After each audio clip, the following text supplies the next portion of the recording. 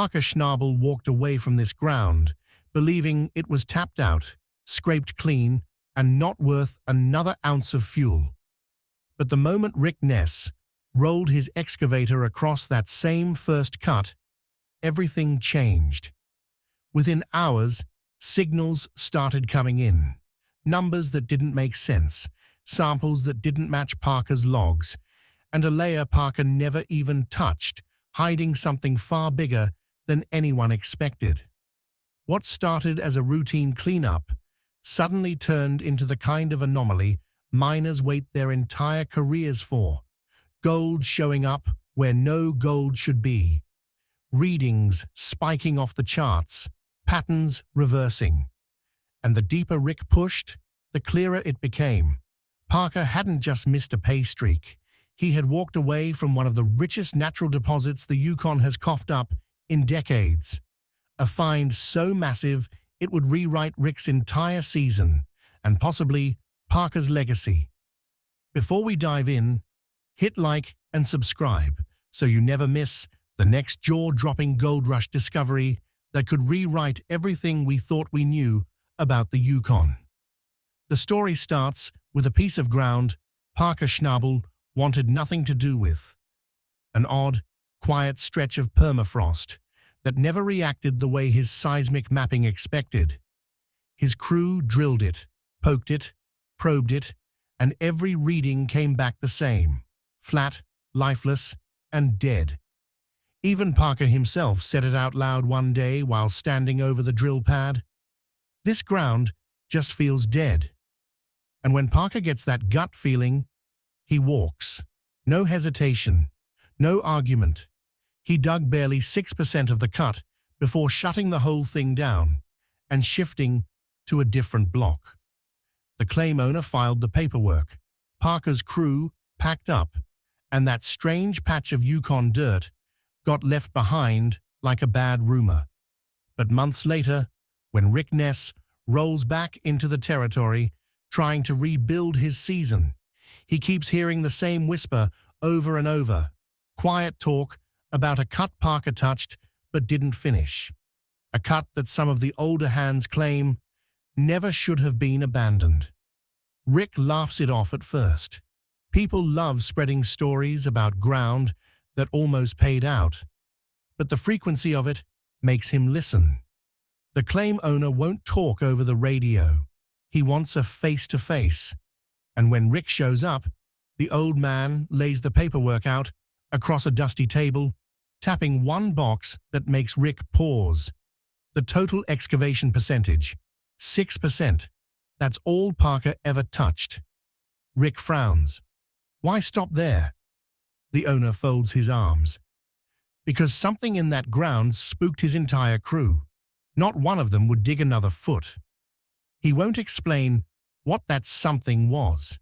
He only tells Rick that if he wants the cut, it's his. But he should walk into it knowing Parker walked away without an ounce of hesitation. So Rick signs the paperwork. Not because he trusts the claim owner's warning, but because something doesn't sit right. Parker doesn't abandon ground for no reason, and he definitely doesn't walk away from a test area without squeezing every possible ounce out of it first. Either Parker made an extremely rare mistake, or there's something else lurking under that frozen shelf that his equipment didn't detect. Rick wastes no time dragging his own tech crew out there, starting with a full modern ground-penetrating scan. The second the first lines of data appear on the tablet, everyone falls silent. The density readings don't line up with anything Parker logged. The ground isn't dead at all. It's chaotic, inconsistent, full of pockets and variations. Something is happening under the surface. Something active, like the ground shifted after Parker's team left.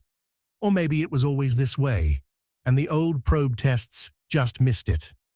Rick's technician squints at the screen. "What's that?" he asks, tracing a long, faint void, cutting diagonally across the cut. The shape is narrow but deep, like a hollow vein running under the permafrost.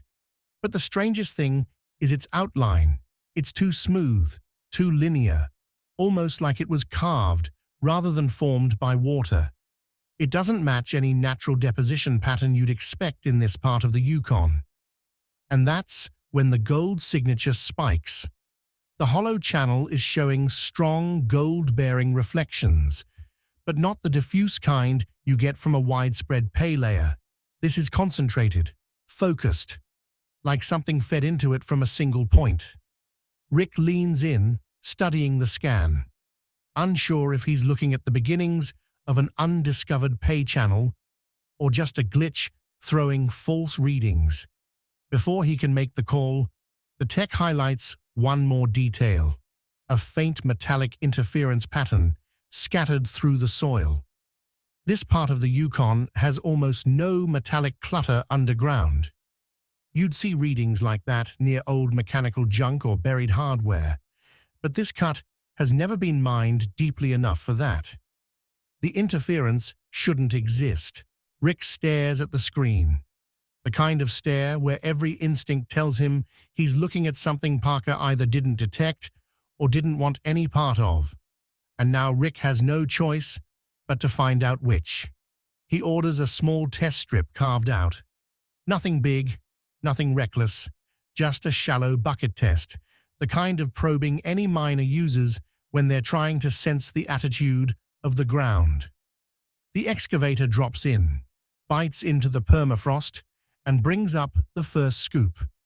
Everyone expects nothing more than dusted gravel and low-grade fines. But when the bucket load runs through the wash plant, the concentrates tell a completely different story. The first sign is the gold, unusually coarse flakes, big enough to be heard clicking against the metal of the pan. But mixed in with them are sharp, angular fragments that look like they broke loose recently, rather than being tumbled downstream for centuries. Coarse and angular together, that combination almost never happens unless you're sitting extremely close to the source.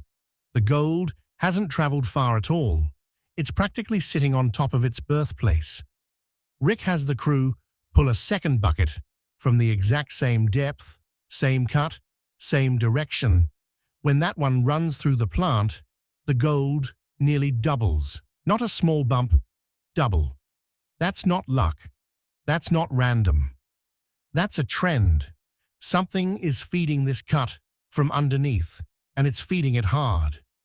Rick walks back to the scan, replaying the hollow pocket in his mind. Parker's logs said this ground was sterile. Parker's tests said it was dead. But the gold in Rick's pan says the exact opposite. Something Parker missed. Something he never drilled into, never cut through, never exposed, is pumping high-grade material straight into this untouched corner of the claim. Rick lifts the concentrates toward the light, the coarse flakes glowing like tiny mirrors.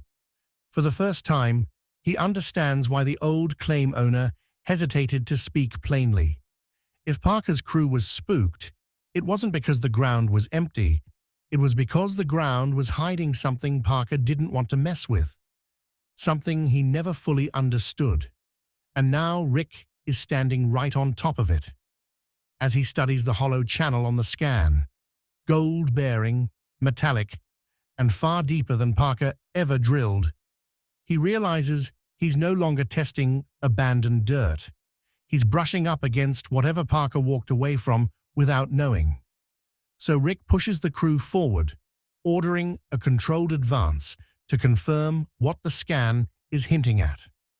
They widen the test strip just enough for the excavator to find stable footing, and that's when the bucket suddenly grinds against something dense, far denser than the loose, fractured mix they've been peeling back. The operator scrapes again, knocking away a thin layer of frost to reveal a tightly compacted gravel shelf packed together like concrete. Too uniform, too deliberate, and definitely something Parker's crew never punched through, because even the claim owner's notes mention hard refusal at this exact depth. Rick strips a clean face from the shelf and sends a sample straight to the plant. Nobody expects much. Compacted shelves usually choke off gold flow. But when the results hit the table, the numbers don't rise. They explode. The grade isn't slightly higher, it's 10 times richer than anything this section should produce. Rick doesn't speak. He just watches the heavy flakes clink into the pan like someone dropping coins, knowing they've just crossed into the layer Parker missed by inches. He measures the shelf again, this time noticing something no one expected. Parker's crew stopped barely inches above this layer. Not feet, inches. They drilled down, saw nothing worth chasing, and never cut far enough to expose what might have been one of the richest caps in the entire region. Rick kneels beside the exposed shelf, tracing its angle with his hand. It slopes strangely, tilting downward in a way that doesn't align with the surrounding terrain. Natural gravel layers stay horizontal or ripple in predictable curves. This one leans, pressed down, compressed from one side like something beneath it collapsed long ago. Beneath the hardened ledge is a subtle sag, tiny but visible, a warning or an invitation. Rick has the excavator peel back a corner of the shelf to follow that tilt, and the instant the bucket breaks through, the resistance disappears. The machine drops into softness. Too soft, too sudden. A plume of pale, powdery dust erupts upward, far finer than normal pay dirt. It floats, hanging in the cold air, drifting like volcanic ash rather than gravel dust. Rick waves his hand through it, and his palm comes away coated in a light grey smear, packed with metallic shimmer. This isn't typical Yukon material. This is decomposed ancient sediment, the kind formed by water movement so old it predates the modern channels entirely. The deeper they move into the pocket, the more bizarre the material becomes. The magnetite content spikes so sharply the handheld meter pegs itself. Magnetite levels that high almost always indicate extreme gold concentration nearby, the kind of density only found when a paleo flow has been sealed off for thousands of years. The excavator operator calls out that the ground under his tracks feels hollow, not unstable, but stretched. Rick orders everyone off the machine and checks the scan in real time. The channel suddenly lights up brighter than before, now fully exposed. A collapsed paleo channel hidden under the hard shelf, completely untouched and isolated from every known pay run in the area. What makes it stranger is its direction. Paleo channels usually follow predictable slopes carved by ancient glacial movement. This one angles toward the exact line Parker drilled his abortive test holes along. The channel ends only a few meters from Parker's final drill point. If the collapse hadn't sealed this pocket off, Parker might have hit it if he had probed a little deeper or at a slightly different angle. Seeing the line overlap makes Rick's stomach tighten. The proximity isn't a coincidence. Something about this ground tricked Parker's readings. Rick pulls Parker's old core logs from his truck, spreading them on the hood. The data is clean, precise, typical Parker. Sterile readings at the depths where the shelf and void sit. But Rick knows what he just dug up. Dense pay in every bucket, magnetite spikes, decomposed sediment pointing to untouched ancient channels. Something about Parker's data sets is simply wrong, not misread. Wrong. The logs show a consistent dead zone where Rick is finding high-grade material. And the only explanation that makes sense is that Parker hit a false layer, permafrost creep, that sealed everything beneath a frozen crust too uniform for their older equipment to penetrate properly. Rick flips through the logs again, rereading the probe angles. One stands out. A test Parker ran quickly after losing daylight on a cold night. The angle was shallow, far too shallow for reliable sampling. That probe would have skimmed right along the top of the dead overburden, never touching the live zone beneath it. Rick walks the drill line from Parker's notes to compare the angles directly, stepping off the measurements until he's standing at the exact spot. The disturbed patch of ground still shows old drill scars. He crouches, brushing dirt away from the frost line, and the truth hits him hard. The depth, the discrepancy, the measurements. Parker drilled here, exactly here, 3 feet from the real gold seam. 3 feet. That's all that separated Parker's dead ground. Reading from the richest ancient channel this claim may have ever held. Rick stands there, staring down at the ground, imagining Parker's drill bit, stopping just short of the pocket, hitting nothing, registering nothing, and sealing the fate of an entire discovery because winter was closing in and the numbers didn't justify another day of probing. Rick turns toward the cut, where the excavator is scooping through the collapsed channel, each bucket heavier, darker, and richer than the last. Everything Parker trusted, his instruments, his samples, his instincts, failed him here. Not because he misread the ground, but because nature built a perfect decoy layer right over the real deposit.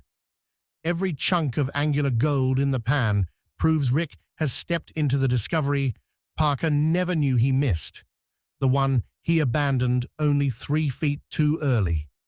Using that confirmation, Rick pushes the crew to follow the drift, widening the cut to track the direction the gold is flowing. The deeper they peel back, the pay line refuses to act like any normal Yukon run.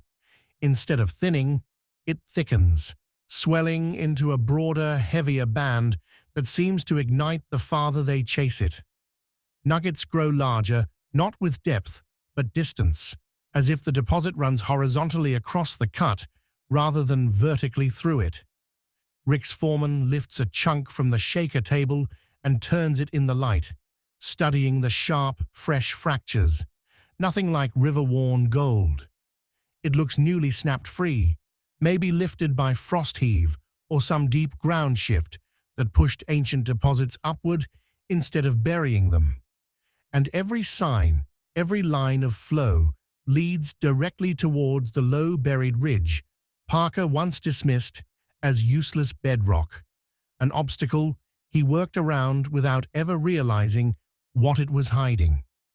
When the excavator noses into the ridge, everyone expects the usual: solid rock, frozen and immovable, forced to be hammered apart bucket by bucket.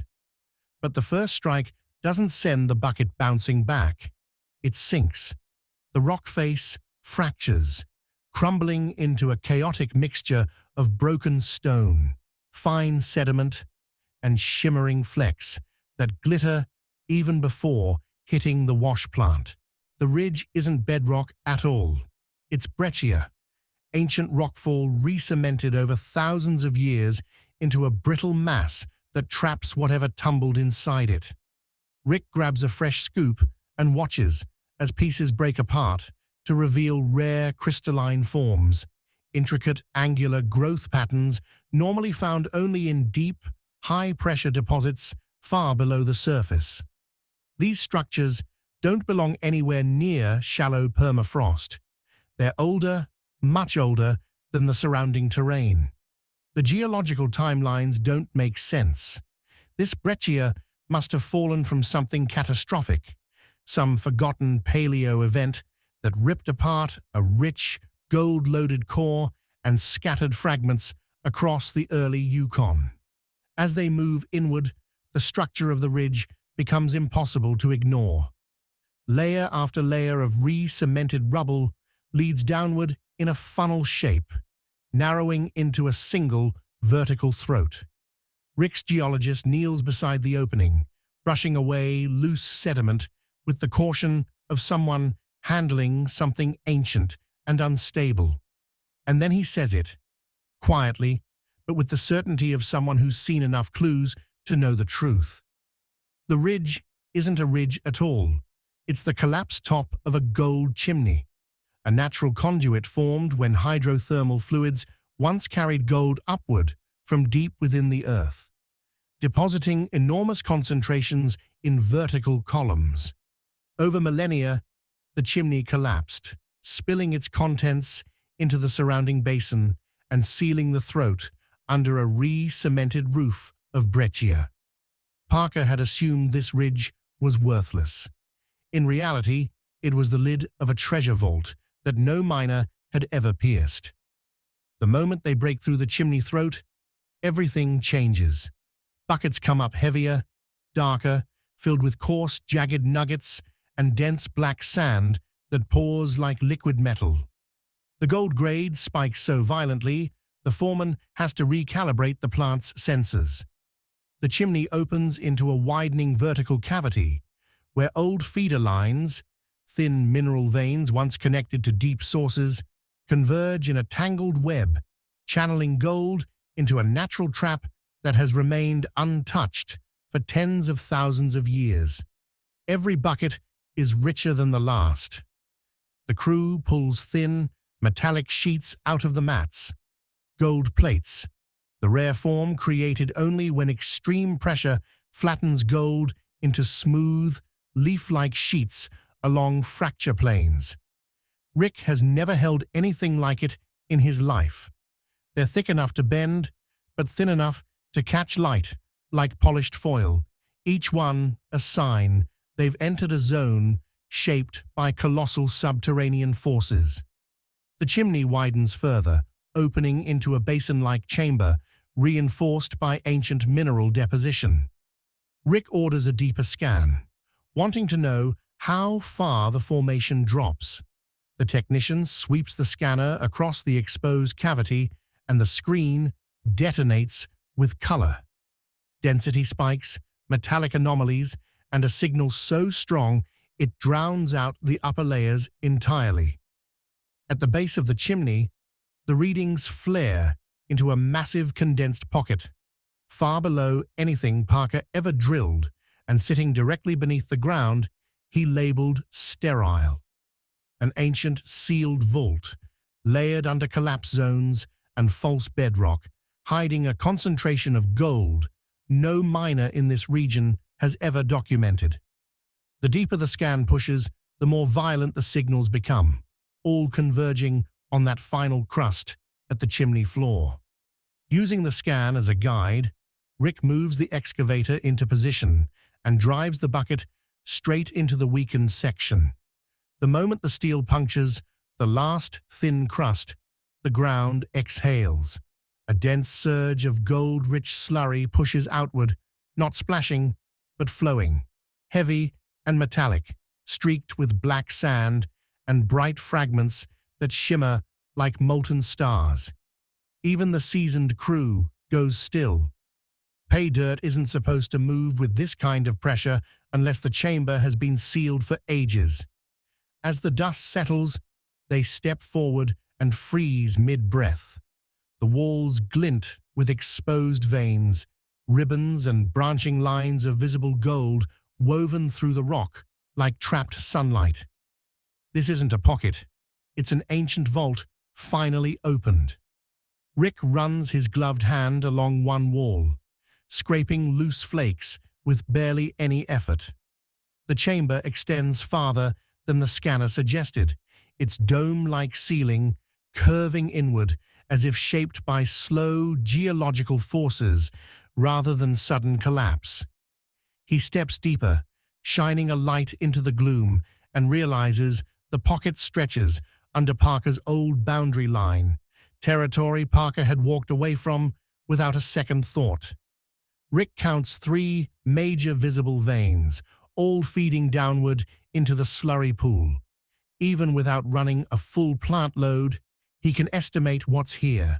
Tens of millions in exposed gold, the kind of value miners usually only talk about in legends. $30 million is the conservative guess just from what glitters openly in the chamber. But the story doesn't stop there. As the crew clears debris from the back wall, another hollow sound echoes from below.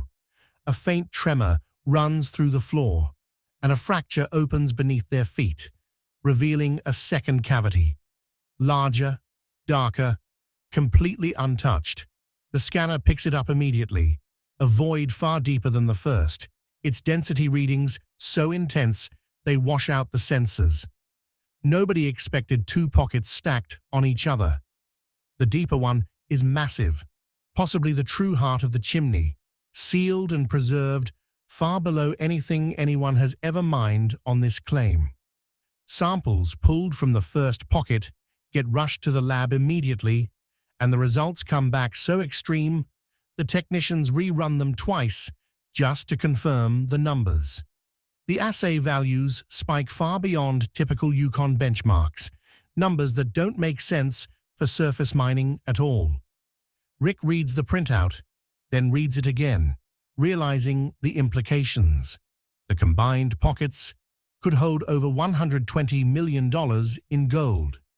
Maybe more, depending on how far the second cavity reaches. The chimney itself acts like a funnel, concentrating everything that once rose from deep geothermal vents. No wonder each bucket feels heavier than the last. And then the realization hits him even harder. Parker was 3 feet away, 3 feet from the chimney throat. A week of digging from hitting the first pocket. Maybe days from uncovering the richest discovery the claim has likely ever held. The satellite mapping confirms what their digging already revealed. The chimney doesn't run straight down like a typical vertical formation. It angles diagonally, cutting across the ground in a shallow arc that would have placed Parker's drill line just outside the real strike zone. He wasn't wrong. He was unlucky. The chimney simply dodged him by a geological whim. Later, as Rick inspects boundary maps with the claim owner, the older man finally confesses something he has carried for years. He always suspected the ridge and its surroundings hid generational wealth, stories passed down through his grandfather about strange mineral patterns and odd ground noises in winter. He never had the technology or resources to prove it, but he held onto the land, hoping someone eventually would. Rick realizes he isn't just mining dirt, he's unearthing the culmination of decades of silent belief. The announcement comes quietly at first, shared only with the crew, but the moment is monumental. Rick stands at the edge of the chimney, looking down at the glittering slurry and fractured gold plates scattered across the floor, and declares it the largest find of his entire career. Bigger than anything he pulled during his early days. Bigger than the comebacks. Bigger than the long-shot gambles he barely survived. This is the strike miners dream of, the one that rewrites a life. The crew erupts. Hugs, shouts, disbelief, a wave of raw adrenaline as the total numbers roll in. Over $120 million projected, and that's just from what they've exposed so far. If the second cavity runs deeper, if the chimney continues into the bedrock below, the number could climb, maybe far beyond anything the Yukon fields have recorded in modern history. Rick leaves the celebration for a moment and walks toward the boundary line. Snow crunches under his boots as he approaches the exact point where Parker's last drill hole sits, still marked by an old scar in the ground. The untouched earth beyond it stretches quiet and still, hiding whatever secrets remain beneath Parker's abandoned ground. Rick stands there, silent, staring out across the claim as if he can see through the soil, through the layers of frost and gravel, into the path Parker walked away from. And in that stillness lies the unspoken truth. This discovery isn't the end of the story. It's the beginning of whatever waits on the other side of that line.